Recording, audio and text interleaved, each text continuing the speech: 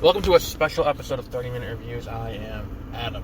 So, we don't really get to talk about this too much because I'm from New York and, things that happen in Disney parks don't really impact me in any way. I don't really get the chance to go do it because that costs money, because the flight to Florida or to California costs money. The ability to get into the park costs money. The ability to, while I'm in the park, do basically anything that's not just ride the rides, like shop or eat, costs money. And then getting home also costs money. So, there are things that look cool that are happening at the Disney parks that I, might do one trip in, 5-10 years to go see all of it at once. I'd love to go to, Shanghai Disneyland or Tokyo Disneyland or, Euro Disney or something like that. And we don't really talk about what happens at Disney that often because, I can't really, firsthand experience it.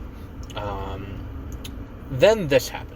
We're going to cover this in one special, little mini episode. Splash Mountain, it was announced, as being rebranded to be based on a different movie and not Song of the South. Now, if you live in a bubble and you don't understand the concept, the context for this, Song of the South is the movie where Zippity Doo-Dah comes from, which, without the context of the movie, is a perfectly innocuous song. With the context of the movie, it's a little bit not quite sinister, but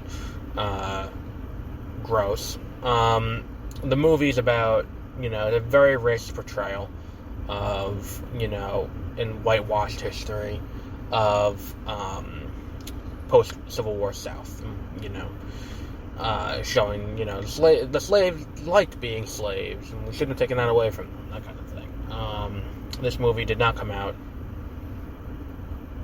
at that time. It came out in 1941, and it featured characters from mythology, from fables and stuff told by the enslaved Africans and their descendants in the plantations of the South. Brer Rabbit, Brer Bear, Brer Fox, all of them come from that. So when you read the history of how this movie got made, you'll realize that there's one thing that's kind of big about this. It's that Walt Disney knew during production and at release how bad of an idea this was. This was widely known and circulated, and as such, they shouldn't have done it to begin with, and they knew they shouldn't have done it, and they did it anyway. And then going forward, they had a series of increasingly racist continuations of this. They continued to show the movie, show it on TV, and all of that. There's a book from 1971. Hang on, I saved it because my mom's friend had it as a kid. This book. Where is the cover? The Story of Brer Rabbit and the Tar Baby, which, let me tell you, some of the weirdest mental gymnastics I've ever seen on the internet were trying to convince people that this was not a racist book to begin with. And looking back, my mom's like, yeah, that was very racist. At the time, they didn't really think that, but again, it's 1971, so we should have known. I don't know, and it's not a good, it's not a good time. Then in the 80s, they stopped showing the movie on TV. And they stopped showing the movie on, they stopped releasing the movie on VHS and all of that, so you can't get this movie anymore. Because it is incredibly racist. We do not want to acknowledge its existence. It was a mistake to even make. So, that's, happening there. Now, at that same time, they weren't showing the movie anymore, acknowledging the movie's existence, or really anything like that.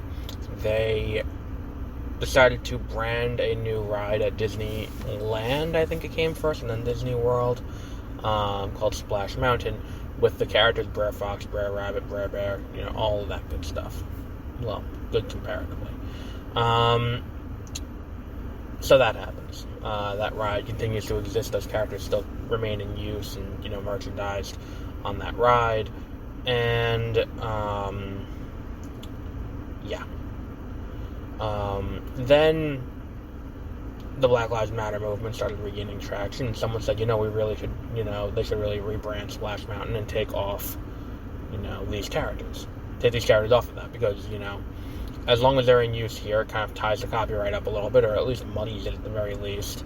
And beyond that, it takes away the ability of black creators and, black talent to use these characters in a way that, makes, that pays homage to these folk stories from that time. But at the same time, it also homages a very racist movie that Disney doesn't acknowledge, but they continue to profit from. By having this ride and having the gift shop. Now, needless to say, Disney is not shy to rebranding rides, especially in recent history. They've been adding in other stuff. They rebranded Space Mountain to include Star Wars. They rebranded Maelstrom, which is a ride in Epcot and Norway Pavilion, which is just like, a general Viking tale to begin with. Now it's, what's it called? Now it's Frozen themed, which makes sense. I see it. That had a moderate amount of outcry, not too much. I think the worst in terms of outcry before this was rebranding the Tower of Terror, the Twilight Zone Tower of Terror, into Guardians of the Galaxy Mission Breakout. I think that was the worst of all the rebrands that got big name. Now, I don't think that this one is hands down the worst, because you get a nice mix of everyone coming in with this, and they're rebranding it with The Princess and the Frog, which is criminally underappreciated both as a movie and at Disney resorts and properties. It's a great movie, even if they do take the only black princess and turn into a frog for most of it.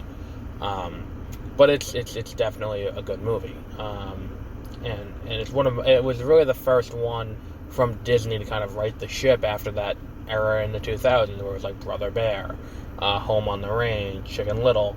This was the one that kind of felt more like this is what Disney feels like, and this felt right. In the same way and then Frozen, and then what was the other one after Frozen? Moana, and then Frozen 2. This felt right. They felt like they had gotten the ship on track a little bit.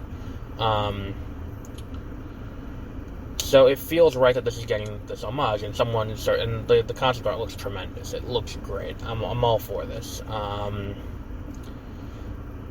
The people online. First of all, it's not erasing history to get rid of Splash Mountain. Let me just start right there, because the history that Splash Mountain is based on is wildly inaccurate, intentionally inaccurate, to make white people not seem as bad. And it's also incredibly, a very racist portrayal of history. Then there was, what were the other arguments I saw? People cancel their annual pass. It's just get over it. Honestly, does it matter? The majority of kids going to see this ride do not understand the context of the ride. They don't know what movie it's from. They don't know what they don't know anything like that. All of that information is not beknownst to them, because it's not like they advertise that it's based on Song and South, which is exactly why it should come off. Because why do that?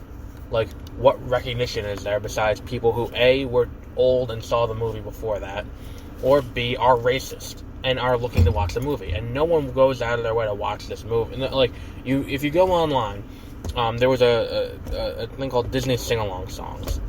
It was a VHS tape series of, Disney songs that had, the lyrics in the bottom, karaoke style, so your kids could sing along to it. And I had it I had a few of them when I was a kid. I had, like, Camp Out. I had, like, Fun at Disneyland. No, I think that was the same one. Camp Out's the only one I can remember right now. But either way, they would show, like, before the movie started, they would show you, like, a collection of, like, well, here are the other ones we have. Like, they had one, Circle of Life. They had one that had Zippity Doo-Dah, which is the scene from that. That's not even in circulation anymore. You can only get that on VHS on Amazon. And if you go to look it up on Amazon, you'll see it review bombed because people want to see Song of the South. Song of the South is at best a boring movie from what I can gather. It's not a good movie. It's not like this is some grand beacon of cinematic achievement that's being erased from history. It's a pretty shitty movie to begin with that we're just kind of omitting and pretending doesn't exist. And it's not like we're sitting here like, you know, like there are like Gone with the Wind is a 4-hour long fucking monster of a movie, but it does have some cinematic achievement to it. Like, you can't, like, that's a thing that you can't really get rid of. And the same thing happens with, like, you can do that with Song of the South because while the animated segments are cool, the base movie, like all the base movies with live action from Disney from that era, is shit. It is dog shit. So, I don't know. If the hill you want to die on is being able to watch Song of the South, then by all means. We'll wrap up there for today. On Twitter, I have a giveaway going for this week's movie. We're going to be reviewing 3022, starring Omar Epps, Kate Walsh, and Miranda Cosgrove. We're covering that on Thursday, as well as by that point, there's an anime I'm watching. I might be done with it by Thursday, if not next Thursday. Neon Genesis Evangelion, which I've been seeing all over Twitter as something I should watch. It is on Netflix, so I decided to start watching it, and you will have my thoughts through whatever episode I'm up to on Thursday. So, until then, have a great rest of your week, and we'll be back Thursday with a regularly scheduled episode as normal, assuming nothing else happens between now and then.